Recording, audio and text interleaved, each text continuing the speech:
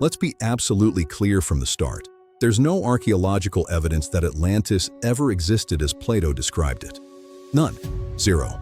Despite thousands of years of searching, countless expeditions, and modern technology that can map the ocean floor in stunning detail, we found nothing that matches Plato's account of a vast island civilization that sank beneath the waves in a single day around 9600 BC. But here's the thing. That doesn't mean Plato made it up entirely. It doesn't mean ancient Mediterranean civilizations weren't more advanced than we often assume. And it definitely doesn't mean we can't learn something by examining what Plato wrote and asking. If a Bronze Age civilization had achieved what he described, what would daily life have actually looked like? This video isn't claiming Atlantis was real. We're doing something more interesting. We're taking Plato's detailed description, filtering it through what we actually know about Bronze Age technology, Mediterranean cultures, and ancient engineering, and reconstructing what a day in such a civilization might have looked like if it existed. Think of this as historical speculation grounded in real archaeology, not fantasy, but informed imagination based on what Bronze Age peoples could actually achieve. Because here's what's fascinating. Many things Plato attributed to Atlantis: advanced harbor engineering, sophisticated metallurgy, complex social organization, weren't impossible for ancient civilizations. The Minoans, the Mycenaeans, even earlier Neolithic cultures achieved remarkable things. So for the next 20 minutes, we're stepping into a thought experiment. We're walking through one day in a hypothetical advanced Mediterranean civilization circa 9600 BC. Welcome to Atlantis, not as myth, but as possibility. Dawn breaks over the harbor, and immediately you can see why Plato emphasized maritime power. The harbor engineering here is advanced, but not impossibly so. We know the Phoenicians built sophisticated breakwaters. We know the Minoans created complex dock systems. We know ancient Mediterranean peoples understood tidal patterns, seasonal winds, and harbor design principles that wouldn't be rediscovered for centuries. What you're looking at is essentially Bronze Age technology pushed to its logical extreme. Stone breakwaters curve out into the sea, creating protected anchorages for dozens of ships. The docks themselves use fitted stone blocks, a technique we know from sites like Knossos and later Egyptian harbors. Nothing magical, nothing impossible, just excellent engineering by people who spent generations perfecting maritime infrastructure. The ships reflect real Bronze Age vessel design. Long, low hulls with both oars and square sails. Cedar planking sealed with pine pitch. These aren't fantasy vessels. They're based on actual ship designs we know from Egyptian tomb paintings, Minoan frescoes, and archaeological shipwrecks. The main difference is scale and organization. Where a typical Bronze Age port might have a dozen ships, this harbor has hundreds. The cargo being loaded tells you about trade networks. Copper ingots from Cyprus, tin from distant sources. Bronze Age peoples were already trading across the entire Mediterranean and beyond. Grain from fertile plains, pottery, textiles, olive oil. These are the actual commodities. The diversity of the sailors and merchants is historically accurate too. Egyptian merchants, Anatolian traders, Aegean islanders. The ancient world was far more interconnected than popular imagination suggests. Plato specifically mentioned Atlantis' diverse population and extensive trade. That part, at least, isn't fantasy. The bronze workshops are where Plato's account becomes genuinely interesting from an archaeological perspective. He specifically mentioned that Atlanteans worked with a metal called orichalcum, which most scholars think was just a fancy word for a specific bronze alloy or possibly brass. And here's where it gets real. Bronze Age metallurgists were absolutely creating specialized alloys. We have archaeological evidence of this. What you're watching is historically accurate Bronze Age metalworking. The furnaces reach temperatures around 1,200 degrees Celsius, hot enough to melt copper and tin. The bellows are operated by hand, requiring coordination between multiple workers. The molds are made from clay or stone. Everything here is based on actual Bronze Age technology we've recovered from sites across the Mediterranean. But the sophistication level is high. These aren't simple workshops. They're proto-factories with specialized workers. One group mines and smelts copper. Another handles tin importation. Others specialize in specific products. Weapons, tools, decorative items, ship fittings. This level of specialization is entirely plausible for an advanced Bronze Age culture. The bronze being produced has different compositions for different uses. Weapons get a harder, more brittle alloy. Tools get a tougher mixture. Decorative items might incorporate other metals for color variation. Ancient metallurgists absolutely understood these principles. We can see it in chemical analysis of Bronze Age artifacts. Plato claimed Atlantis had abundant metals. For a Mediterranean island with access to Cyprus copper and Anatolian tin, and established trade routes, that's not implausible. The Bronze Age was named after this metal because it dominated the landscape. A civilization that controlled bronze production would have been genuinely powerful, concentrated in workshops exactly like these. Plato described Atlantis as having a vast, geometrically organized agricultural plain with sophisticated irrigation. And here's where his account connects to real history in fascinating ways. We know that Neolithic and Bronze Age peoples developed advanced agriculture. The geometric field patterns Plato described, we found exactly that at sites like Akrotiri on Santorini, and in linear B tablets describing Mycenaean land division. The irrigation canals, ancient Mesopotamia, Egypt, and even Minoan Crete used canal systems. Nothing Plato described was impossible for ancient farmers. What you're seeing is Bronze Age agriculture at its most developed. The fields are organized in a grid pattern, something that requires surveying knowledge but not advanced mathematics. The irrigation channels follow natural topography while being artificially enhanced, a technique we know from multiple ancient civilizations. The crops are period-appropriate: wheat, barley, chickpeas, lentils, olive trees at the field margins, grapevines on hillsides. This is the actual Mediterranean agricultural package that sustained Bronze Age civilizations. The domesticated animals are the same species ancient peoples actually raised. But the scale is what's impressive. Where a typical Bronze Age settlement might have a few hundred acres under cultivation, this plain has thousands. That level of agricultural surplus is what would be needed to support a large urban population, specialized craftsmen, a military, and a bureaucracy. The storage facilities you see, large ceramic vessels called pit hoi, granaries with raised floors, are based on real Bronze Age storage technology. We've excavated these at palace sites across the Mediterranean. An advanced civilization would need exactly this kind of food storage to weather bad harvest years and feed non-farming populations. Is this proof Atlantis existed? No, but it's proof that everything Plato described agriculturally was achievable with Bronze Age technology. Plato's description of Atlantis' capital, concentric rings of water and land, sounds fantastical until you examine Bronze Age urban planning. The geometric city layout isn't unprecedented. The Indus Valley civilization created planned cities with grid patterns around 2500 BC. Earlier Neolithic sites like Catalhoyuk show organized settlement patterns. Even if the concentric ring design is exaggerated, the concept of planned urban spaces definitely existed in the ancient world. What you're looking at is based on actual Bronze Age architecture. The buildings use fitted stone blocks, a technique we know from Mycenaean palaces. The streets are paved with stone, something the Minoans definitely did. The drainage systems running beneath the streets? Archaeological evidence shows ancient Cretans had sophisticated plumbing, including terracotta pipes and water management. The public spaces reflect what we know about Bronze Age social organization. Central plazas for markets and gatherings. We found these at every major site.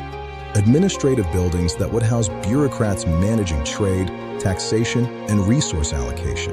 Linear B tablets prove Bronze Age Greeks had complex bureaucracies. Temples for religious ceremonies, obviously a universal ancient feature. The population density is high, but not impossible. Knossos at its peak might have housed 100,000 people in its greater metropolitan area. A truly advanced Bronze Age civilization could potentially have supported even larger urban populations if agricultural surplus was sufficient. The canal systems serving multiple purposes, transportation, irrigation, sewage, represent sophisticated hydraulic engineering. But again, not impossible. The Minoans had running water in palaces. Mesopotamian cities had canal networks.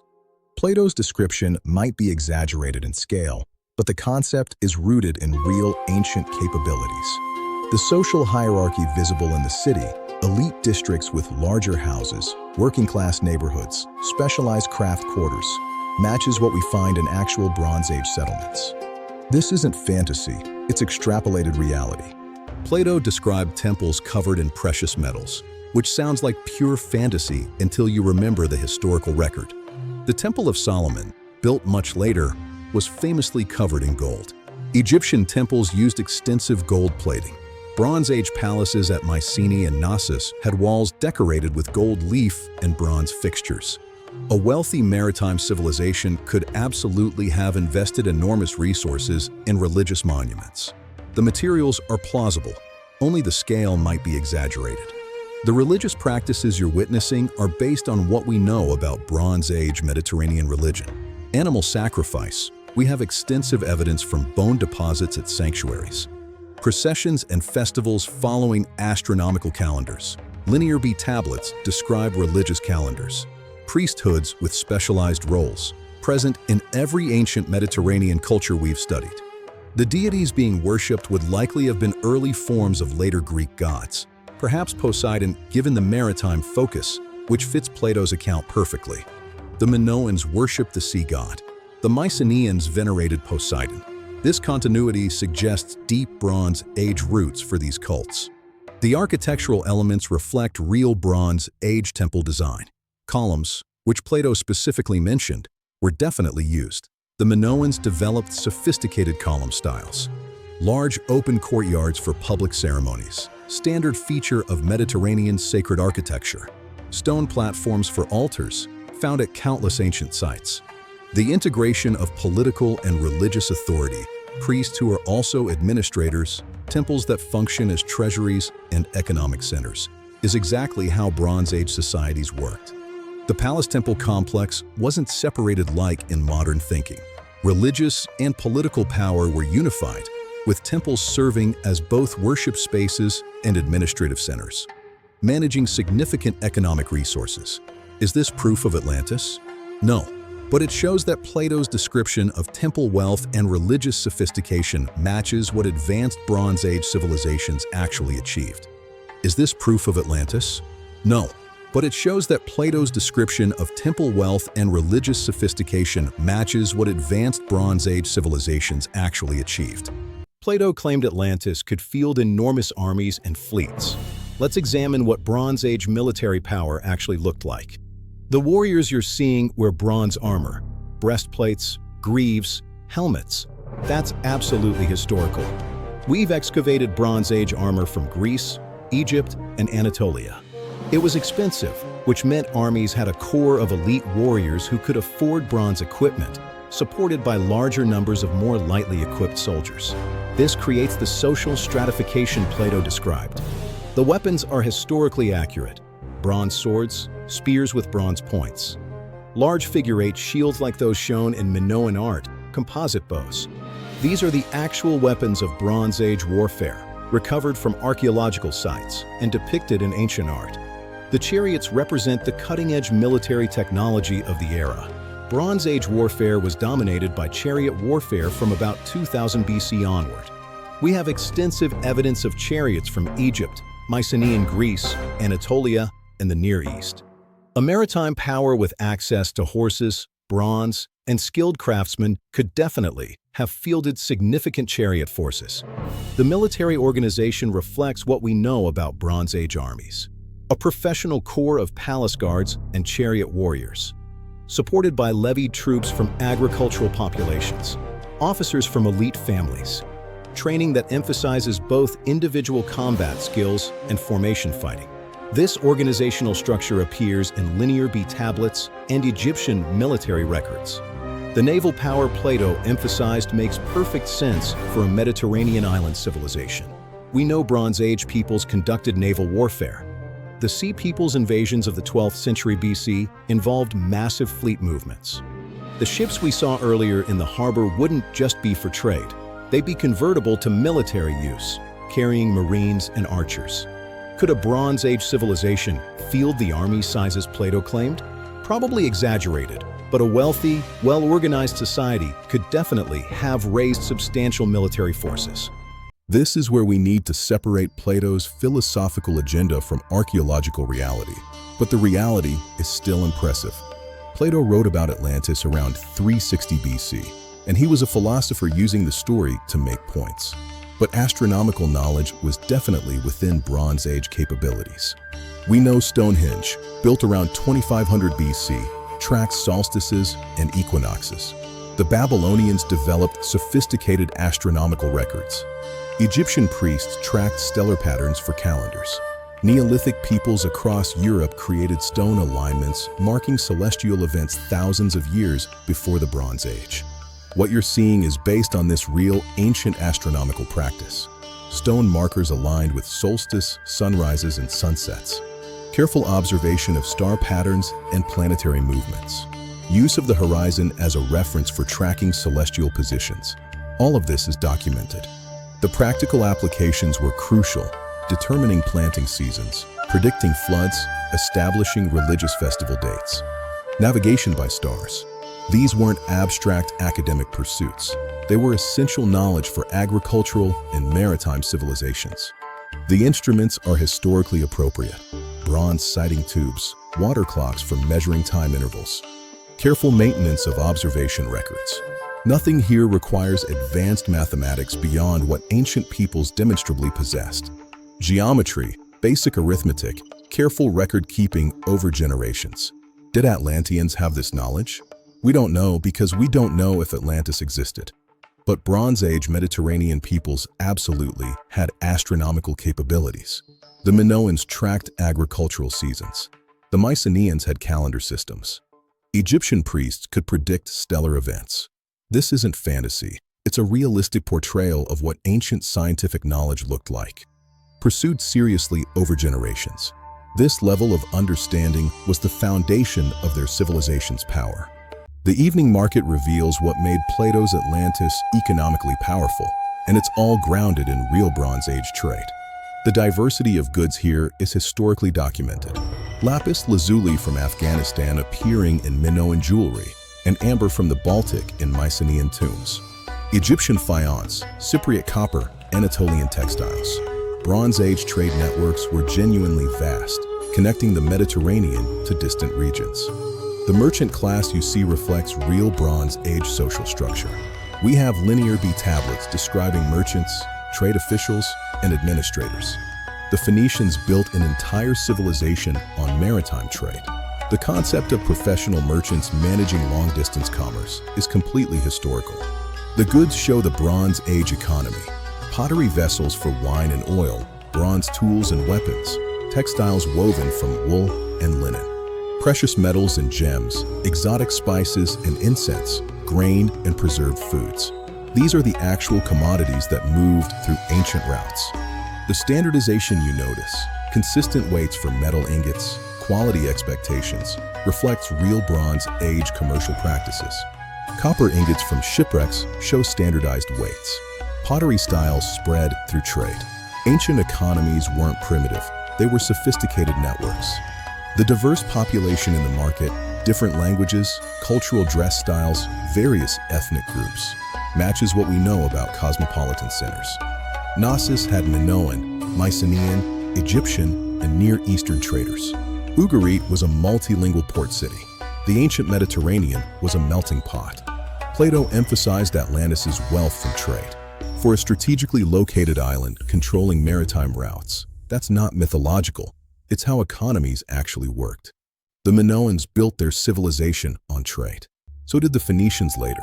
Maritime commerce was the path to Bronze Age power. Night falls over the city, and we need to confront what happened next, both in Plato's story and in actual Bronze Age history. Plato claimed Atlantis was destroyed in a single day by earthquakes and floods, sinking beneath the sea around 9600 BC. From an archaeological standpoint, this specific claim is almost certainly mythologized or metaphorical. We have no evidence of a civilization matching Plato's description existing at that date and then catastrophically disappearing. But here's what's fascinating. Bronze Age Mediterranean civilizations did experience catastrophic disasters that entered cultural memory. Santorini, Ancient Thera exploded in a massive volcanic eruption around 1600 BC, destroying the advanced Minoan settlement of Akrotiri. The eruption was one of the largest in human history. Tsunamis devastated coastal settlements. Ash covered the island. The disaster likely contributed to Minoan civilization's decline. We have archaeological evidence of all this. The Mycenaean palaces collapsed around 1200 BC in a period of widespread destruction across the eastern Mediterranean. Multiple civilizations fell simultaneously. Sea levels and climate patterns shifted. Entire cities were abandoned.